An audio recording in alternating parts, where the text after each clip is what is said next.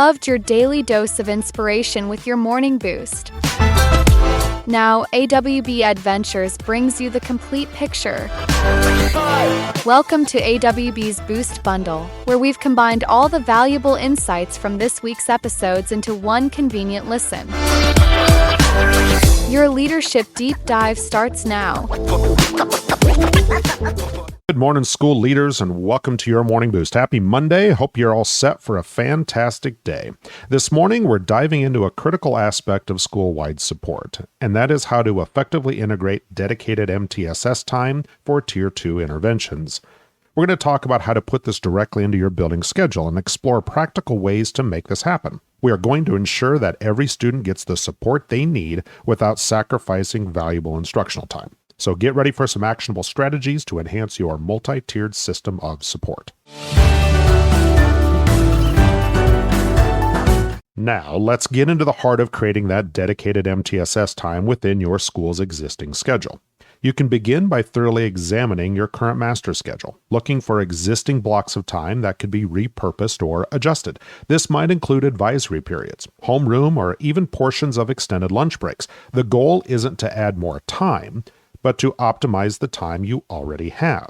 Consider implementing a flex schedule. This could involve rotating intervention blocks on different days or creating a specific intervention period where students receive targeted support while others engage in enrichment activities. For example, imagine a scenario where Tuesdays and Thursdays from 10 a.m. to 10:30 a.m. are designated for Tier 2 interventions across the school. During this time, students identified for specific support would go to designated intervention groups, while other students might participate in project-based learning or independent reading. This structured flexibility ensures consistent intervention time. Furthermore, you could collaborate with your grade level or subject area teams to identify the best times for intervention within their daily or weekly routines, as they are on the front lines and often have the most insightful ideas on how to weave in these crucial support sessions seamlessly. Remember the words of former U.S. Secretary of Education Arne Duncan, who once stated, "Education is the most powerful weapon which you can use to change the world." Providing targeted interventions is a key part of empowering students to achieve that change. Also, be sure to utilize paraprofessionals and support staff, maximizing their skills by training them to deliver specific Tier 2 interventions, thereby freeing up classroom teachers for other essential tasks, or to lead different intervention groups. Finally, once you've established some dedicated MTSS time, prioritize and protect it fiercely. Avoid scheduling other meetings or activities during these blocks. Communicate the importance of this time to all staff, students, and parents, and emphasize its direct impact on student success. Just think about it like a principal I'm sure we've heard about who literally posted a no interruption sign on her office door during the daily 30-minute intervention block, signaling the critical importance of that focused support time. Okay, to recap, incorporating dedicated MTSS time for Tier 2 interventions involves a careful audit of your schedule. Need to explore some flexible models and foster collaboration within your teams. Leverage your support staff, and most importantly, protect that valuable time. It's about being intentional and strategic and providing the targeted support that can truly make a difference in a student's academic journey. Remember, every minute dedicated to an intervention is an investment in a student's future. One school leader shared a story with me about a student who was struggling with reading, and after implementing a consistent 20-minute daily Tier 2 intervention, that student's reading level improved by 2 grades within a semester. This transformation not only boosted the student's academic performance, but also their confidence and engagement in school. Stories like that are common amongst a strong MTSS system. Thank you for listening. Have a wonderful Monday, and we will talk with you again tomorrow. Hi, I'm Dr. Lisa Hill, a longtime educator of nearly 40 years as a teacher, counselor, professor, and vice principal, and I've seen just about everything public schools can throw at you. And now I'm sharing my tales on my comedy podcast, Vice Principal Unoffaced. It's where school leadership meets laugh out loud stories. From underwear required parent-teacher conferences, yes really, to staff lounge confessions and more, you won't believe. I'm telling it all with humor and a whole lot of heart. I also tackle the serious stuff too, like what schools really need to change and those behind-the-scenes moments no one talks about. So if you're ready to laugh, learn, and maybe even cry a little, but mostly laugh, join me and my 90-year-old mom, my unofficial co-host, on Vice Principal Unofficed. New episodes drop bi-weekly on Apple Podcasts, Spotify, or wherever you get your podcast fix. Trust me, this is one detention you'll actually look forward to. Good morning, school leaders. Welcome to your Morning Boost. I'm so glad you're joining us for another productive day. Today, we're focusing on a group of invaluable educators, often overlooked in traditional professional development structures, and that is our specials teachers. We'll explore practical and inclusive strategies to ensure your PE, music, art, and other specialized educators are fully integrated into building-wide professional development, even when they don't have a specific PLC to join. Get ready to discover how to leverage their unique perspectives and expertise for the benefit of your entire school community. Feeling the pressure of school leadership? Ready to make a real impact? Then listen to Control Shift Lead, the podcast designed exclusively for all school leaders. This partnership between AWB Education and Inspired Edification will bring you 3 powerful takeaways in every episode. Something you can control in your work, something that will shift your thinking or practice, and something concrete to help you lead your school or district. Get practical strategies and fresh perspectives to empower your leadership journey. New episodes drop on the 1st of every month. Search for Control Shift Lead on your favorite podcast platform and subscribe today.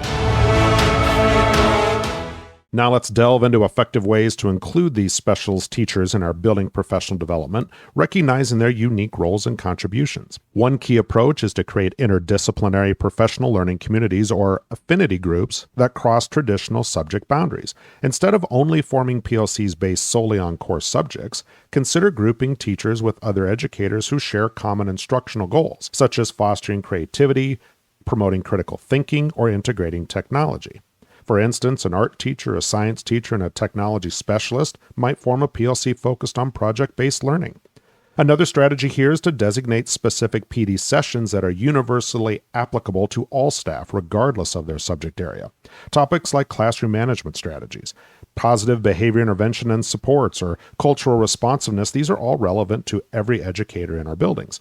When we introduce a new school-wide initiative, ensure that the training and follow-up support are designated to be relevant and accessible to all teachers, perhaps even including specific examples to the unique classroom environments that our specialist teachers have every day. Furthermore, empower specialist teachers to lead professional development sessions on topics where they possess expertise. They often bring a wealth of knowledge in areas like creative problem solving, performance-based assessment, or kinesthetic learning, which all of these can be increasingly beneficial for core subject teachers. Imagine your music teacher leading a session on how rhythm and timing can improve reading fluency, or your PE teacher demonstrating active learning strategies that can be adapted for any classroom. As research from Learning Forward emphasizes, effective professional learning is sustained, job-embedded, and collaborative, and this applies equally to all educators. Another valuable area is to schedule dedicated time for specials teachers to collaborate horizontally across grade levels within their own departments. While they may not have a PLC with core teachers, they can certainly benefit from discussing curriculum alignment, assessment strategies, and student progress with their colleagues in the same subject area, even if they teach different grade levels. Finally, ensure that communication about PD opportunities is inclusive and timely, reaching all specials teachers directly. Don't assume that information shared through core subject teams will just automatically filter down to them. A principal once shared a story about how after realizing their specials teachers felt disconnected from PD, they started holding a brief bi-weekly Specialist Connect meeting. This dedicated time allowed for shared learning, problem solving, and a stronger sense of belonging for these vital educators. Okay, so to recap, effectively integrating our specials teachers into building PD involves creating interdisciplinary PLCs, designing universally applicable PD, empowering them to lead sessions, facilitating horizontal collaboration within their departments, and ensuring inclusive communication. By taking these steps, we not only provide valuable professional growth opportunities for these dedicated educators, but we also enrich the entire school community. We are going to leverage their unique talents and perspectives to move all of us forward. Every teacher, regardless of their subject, plays a vital role in student success. Thanks for listening. Have a wonderful Tuesday. Thanks again for joining us. We appreciate your support every day, and we will talk with you again tomorrow.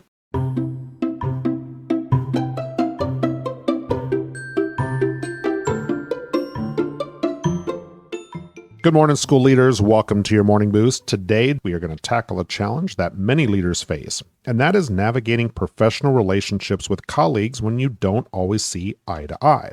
Specifically, we're going to discuss some strategies for effectively working with a building administrator in your district with whom you might have differing perspectives. This, of course, can be a tricky dynamic, but with the right approach, we can foster productive collaboration and ensure student success remains at the forefront.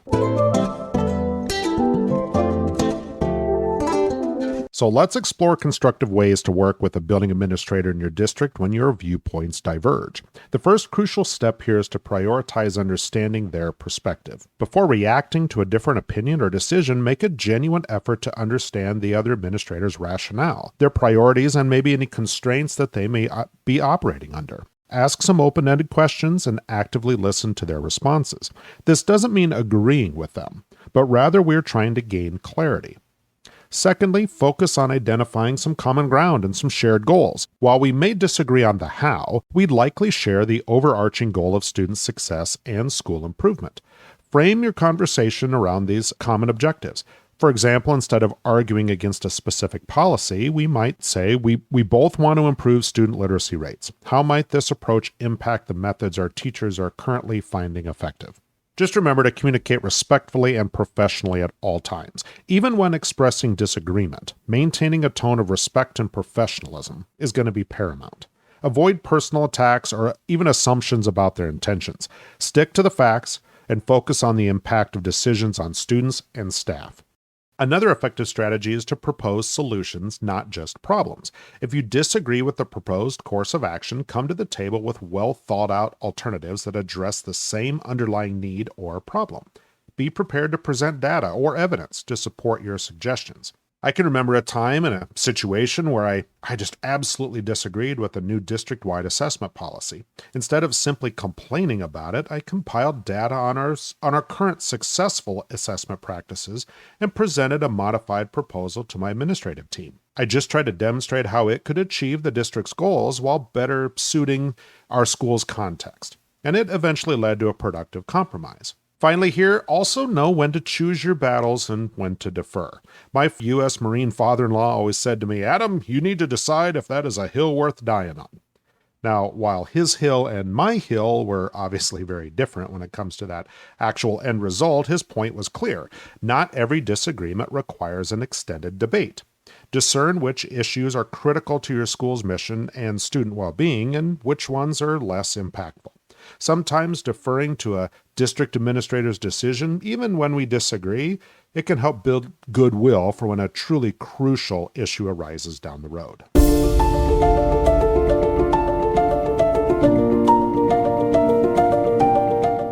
Okay, to recap, navigating professional disagreements with a district administrator or another administrator effectively is going to involve understanding their perspective, finding common ground, communicating respectfully, proposing solutions, and strategically choosing our battles. The goal isn't to win an argument, but to foster a productive working relationship that ultimately benefits our students and our schools. Remember, even with differing viewpoints, strong leaders find ways to collaborate for the greater good. It's like two architects designing different parts of the same building. They might have distinct styles, but they must work together to ensure the entire structure is sound and functional. Thanks for listening. Have a wonderful Wednesday. We will talk with you again tomorrow.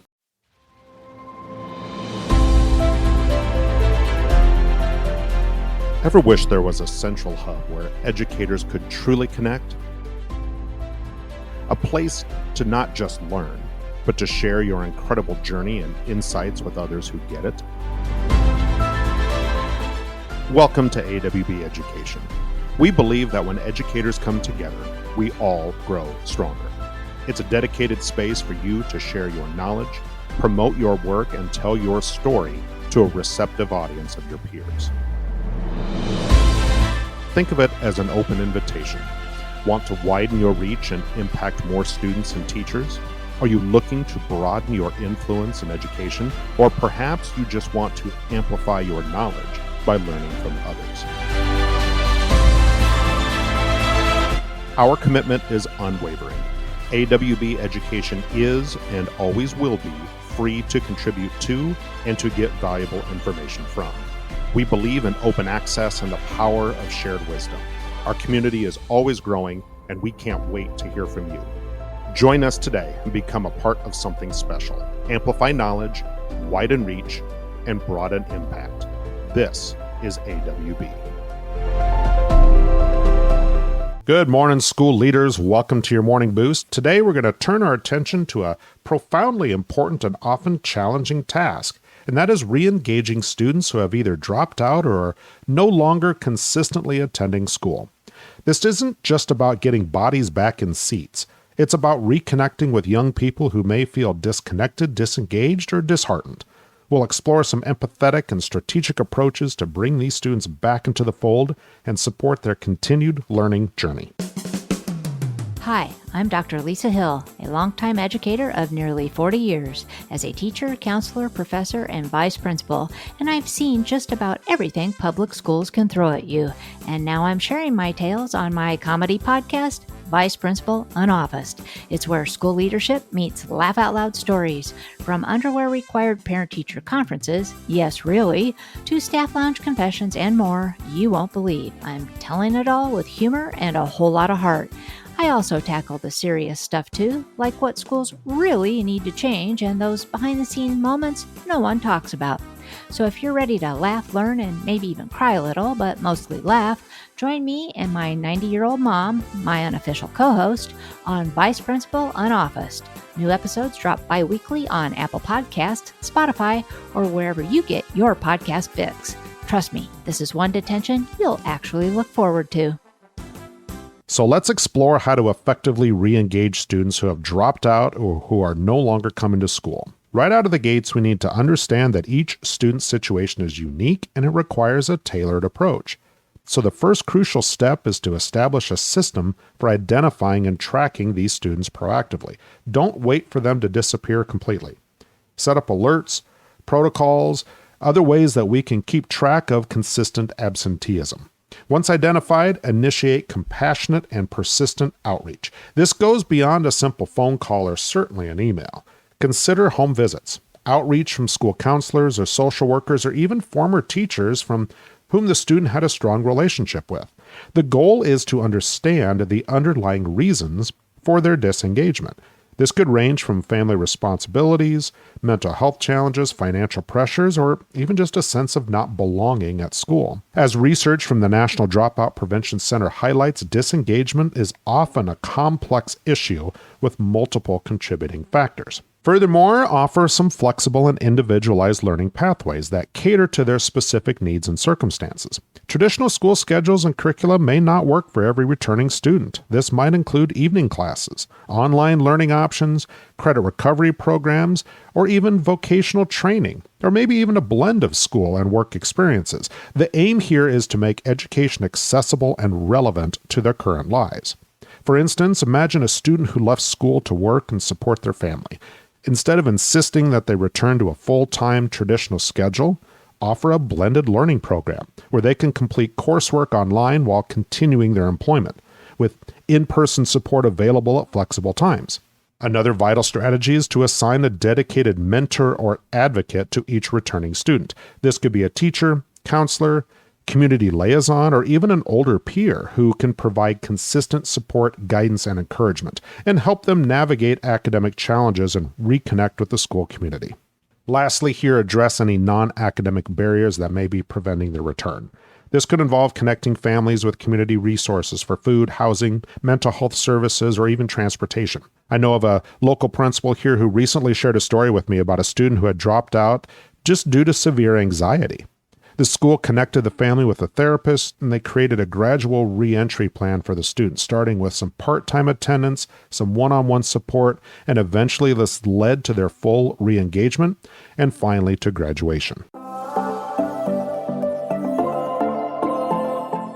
So to recap, re-engaging students who have dropped out or are disengaged, this requires proactive identification, compassionate and persistent outreach to understand their unique circumstances, offering flexible and individualized learning pathways, assigning dedicated mentors, and addressing any non-academic barriers. It's a testament to our commitment as educators to every student's potential, even when the path is challenging. Every student deserves another chance to succeed. Thanks for listening. Hope you have a wonderful Thursday. Hope you've enjoyed this week's episodes, and we will talk with you again tomorrow. Feeling the pressure of school leadership? Ready to make a real impact? Then listen to Control Shift Lead, the podcast designed exclusively for all school leaders. This partnership between AWB Education and Inspired Edification will bring you 3 powerful takeaways in every episode. Something you can control in your work, something that will shift your thinking or practice, and something concrete to help you lead your school or district. Get practical strategies and fresh perspectives to empower your leadership journey. New episodes drop on the 1st of every month. Search for Control Shift Lead on your favorite podcast platform and subscribe today. Good morning, school leaders. Welcome to your Morning Boost. Happy Friday, and what a week it's been. Today is June 27th, and we're closing out our week by tackling a common yet often delicate parental dynamic, and that is how to effectively land those helicopter parents. While their intentions are almost always rooted in deep care for their child, their intense involvement can sometimes create challenges for our schools, as we all know. We are going to discuss some strategies to channel their passion into productive partnership, fostering a collaborative environment that benefits everyone. Okay, so let's explore constructive approaches to landing those helicopter parents, transforming their intense involvement into positive collaboration. The first strategy here is to establish clear communication channels and boundaries early in the school year. Proactively communicating your school's philosophy on parent involvement and typical response times, and even maybe the methods for contact, is going to be really important. This sets expectations, and it helps manage frequent or overly detailed inquiries. Remember, transparency builds trust. Secondly, leverage their energy by offering structured opportunities for involvement. Instead of viewing their eagerness as a burden, channel it into meaningful volunteer roles or school improvement communities. Could they lead a fundraising initiative? Maybe organize a reading program, or maybe even just help with some school events. When parents feel genuinely needed and valued in their defined roles, their energy becomes an asset. Also, educate parents on appropriate levels of student independence and problem solving. Sometimes helicoptering stems from a lack of understanding about age-appropriate challenges or a desire to prevent any struggle for their child. Share resources, maybe even host workshops, or include segments in parent newsletters that explain the developmental benefits of allowing children to navigate minor challenges independently before adult intervention. I remember a former colleague of mine, Mr. Dan Meyer, giving this demonstration at our annual back-to-school meeting. He would ask a student to join him on stage to demonstrate and talk about our role as parents as our students grow through school. He would start out in front of the student, demonstrating how we lead the way as parents, and as they grow, he would start to shift to the side and eventually end up behind the student, demonstrating how over time the student starts to take the lead in their education, with us right behind in case they need a boost. This visual really helped our parents to understand that it's important to let our students take the lead. And as Madeline Levine, author of Teach Your Children Well, suggests, overparenting can hinder a child's ability to develop resilience and self-reliance. Another effective approach is to focus on the child's perspective and growth in conversations. When a helicopter parent expresses concern, redirect the conversation to the student's learning and development rather than solely addressing the parent's anxiety. For example, instead of debating a minor grade discrepancy with the parent, discuss how the student can learn from the experience to improve future performance. Finally, and perhaps most importantly, maintain a calm, empathetic, and professional demeanor in all of your interactions. While their intensity can be draining, responding with frustration or defensiveness will only escalate the situation. listen to their concerns without judgment, validate their feelings as parents, and then gently guide the conversation towards constructive solutions. I remember a particularly anxious parent who called daily. Instead of avoiding the calls, I scheduled a weekly brief check-in call. This helped establish a predictable time for communication. This small change significantly reduced the daily interruptions, and it helped build a relationship based on mutual respect and understanding. Over time, this simple little adjustment led to a trusting relationship with a parent that, frankly, ended up being a vital resource in my PTO and my community. So to recap and end our Friday, to effectively land helicopter parents, it's going to involve establishing clear communication and boundaries, channeling their energy into structured involvement, educating them on fostering student independence, focusing conversation on the child's growth, and maintaining a consistently calm and empathetic demeanor. By doing so, we can transform a potentially challenging dynamic into a powerful partnership that truly supports student learning and well-being. Building strong homeschool connections, even with the most involved parents, is key to a thriving school community. Thank you for listening, and thank you for joining us all week. I hope this has been worth your time this week. If you have any other suggestions for AWB education moving forward or want to partner with us, please reach out to us at www.awbeducation.org. We'd love to partner with you and our mission of providing information free of charge to all of our wonderful school leaders out there doing the job that only a few can do. Thank you for listening. Thanks for joining me today. Have a wonderful weekend, and we will talk with you again next week. Thank you for tuning into AWB's Boost Bundle. We trust this collection of your Morning Boost episodes has given you a powerful end to your week. For more daily inspiration and actionable advice, be sure to subscribe to your Morning Boost wherever you get your podcasts. We'll see you next week for more ways to amplify your leadership.